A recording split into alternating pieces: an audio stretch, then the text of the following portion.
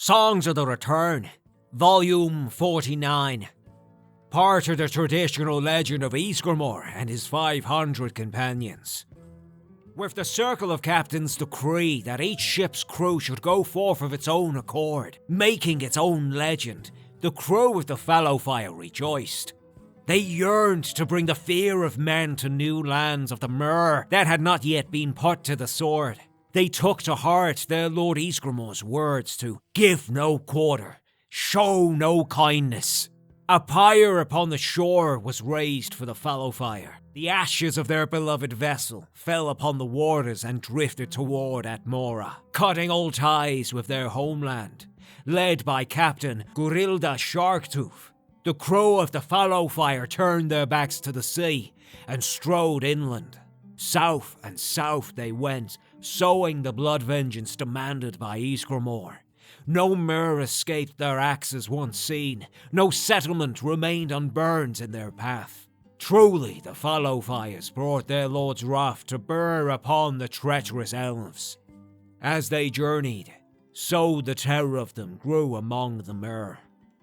Gurilda led her crew to the foothills of a lofty range of mountains. These they named Ysgramor's Teeth, and long they sought to pass through them.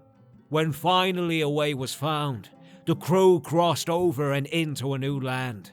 The Rift, they called this region, for it was riven by deep canyons and swift-flowing rivers. In the name of Fallowfire, their lost companions, and Ingol, they scoured the land, burning Mer villages and putting all they encountered to the axe.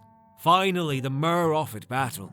The cowardly elves gathered in great numbers high atop a rocky hill, daring Gurilda's companions to attack, and so they did. Challenges were offered, brave deeds were done, and heroes made. Battle raged through the day, and as the sun touched the peaks of the western mountains, the Mer broke and fled. Gurilda lay dying, pierced by a multitude of weapons, but lived until sunset. Her spirit ascended to Sovereign God, knowing her crew was victorious. That day, the dominion of elves over the Rift was ended. The companions claimed the land in the name of Ysgramor, harbinger of us all, and made it free to all nords. To honor their dead, the companions labored long, delving into the hillside to craft a tomb. Gurilda was buried there, with all her weapons and armor. There too were placed the remains of Bergith the Toothless and Kjord Eagle-Eye, laid alongside Gurilda as they had fallen in battle, defending their captain. Others of the honored dead were entombed as well. A mighty cairn of stone was erected around the tomb entrance to forever mark the grave. Vikord One-Ear, long Gurilda's first mate, but now captain, gazed long upon the hills rising about them and the valleys at their feet. This was a land he could love, where his people could prosper and grow. He decreed the crew's wandering at an end and caused a great hall to be built on the battle site. Thus was Fallowstone Hall created, in homage to the ship that carried them to these shores. From this time, the days of the companions of the Rift are counted.